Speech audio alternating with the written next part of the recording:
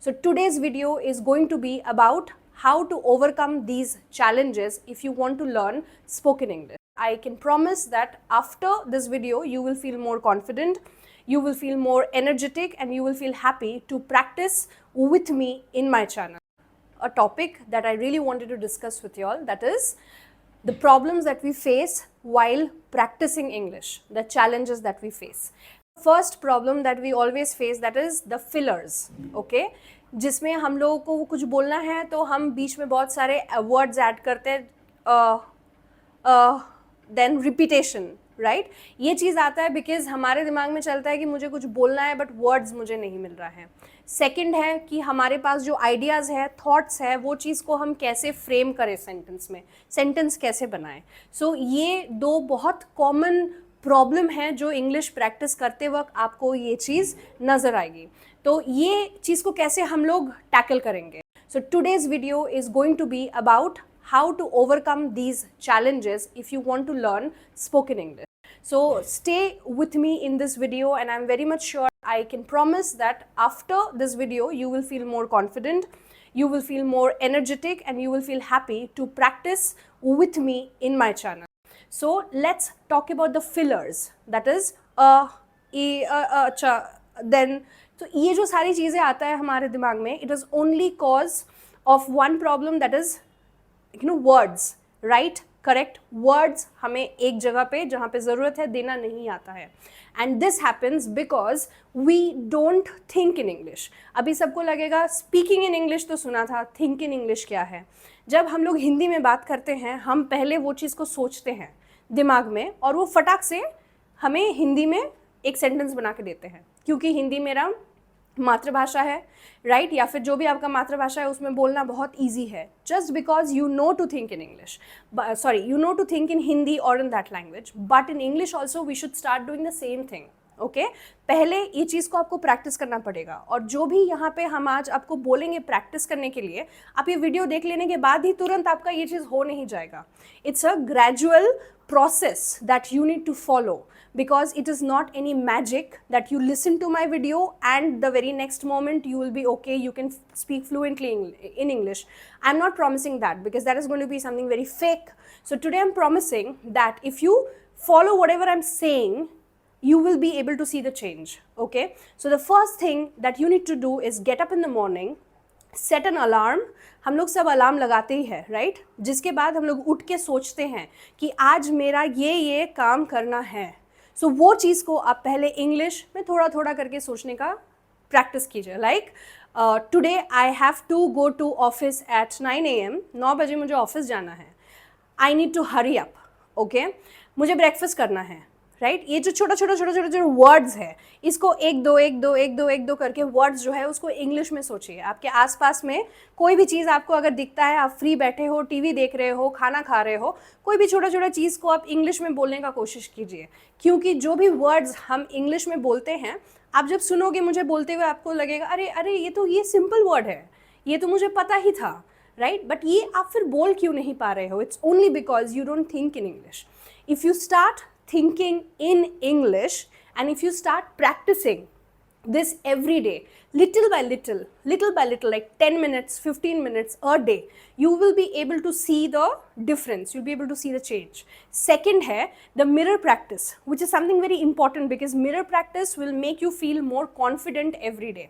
But अभी आपको लगेगा कि mirror practice तो करेंगे, but मेरे पास sentence बनाने का तरीका ही मुझे नहीं पता, तो मैं mirror के सामने खड़े होके बोलूँ क्या, राइट? ये और एक प्रॉब्लम है जो आपको ये फिलर्स के साथ साथ दिमाग में आता होगा every day while practising English, right? So here I am today going to help you how to frame simple sentences in English with thinking in English as a part. Okay, so how do we frame simple sentences in English? It is very simple. English में sentence बनाने का एक structure है, right? That is subject, मतलब जिस चीज़ के बारे में बात हो रहा है, और वो एक क्रिया, right? Means verb, subject plus verb, और एक ऑब्जेक्ट. हमेशा ऑब्जेक्ट होना ज़रूरी नहीं है. ऑब्जेक्ट के जगह में आपका एडजेक्टिव भी हो सकता है, वर्ब भी हो सकता है, या फिर like noun भी हो सकता है, it can be like anything, but the subject is the main thing of the sentence. Okay, so subject is what, जो चीज़ के बारे में बात हो रहा है. Like for example, if I say I am cooking, okay, यहाँ पे कौन cook कर रहा है? I is the subject. Okay, am cooking, मैं खाना बना रही हूँ, तो ing लगा क्रिया के साथ, that is cooking continuous tense, और मैं काम अभी कर रही हूँ, so it is I am cooking. और यही सेम चीज़ अगर मुझे बोलना है जो कर लिया काम में, मैं खाना बना चुकी हूँ, तो इसको कैसे बोलूँगी? I was cooking. Simple, am के बदले में वॉज लग गया, राइट? और अगर मैं खाना बनाऊंगी, so what will happen? I will be cooking, future tense.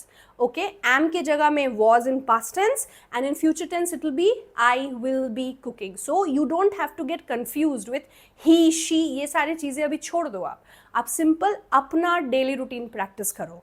इसमें आपको सिर्फ याद रखना है सब्जेक्ट आप है, दैट इज आई.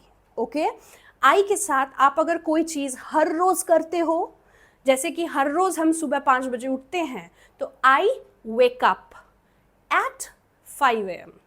टाइम से पहले at लगाते हैं. ऑफिस जाते हैं, मार्केट जाते हैं, तो टू लगाते हैं. कोई जगह में पहुंचते हैं, उससे पहले to. I go to office. Time at 9 AM. Okay, simple formula. It's a very simple thing. You just need to practice this every day. Okay, तो पहला he, she, they सबको भूल जाइए आप, फर्क नहीं पड़ता, वो सब बाद में आता है. पहला आपका डेली रूटीन में I is the subject.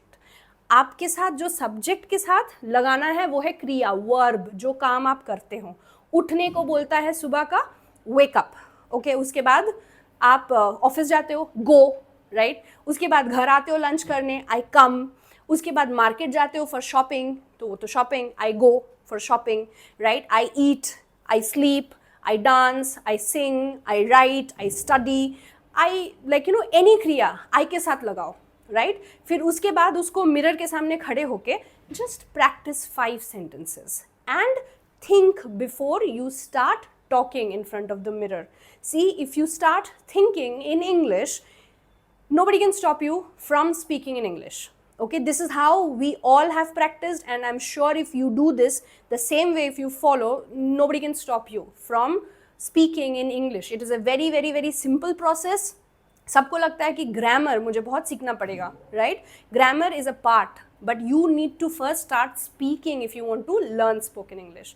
So this is the most challenging part, that is thinking in English. Start doing it and I'm sure you'll be able to overcome all the problems while practicing English.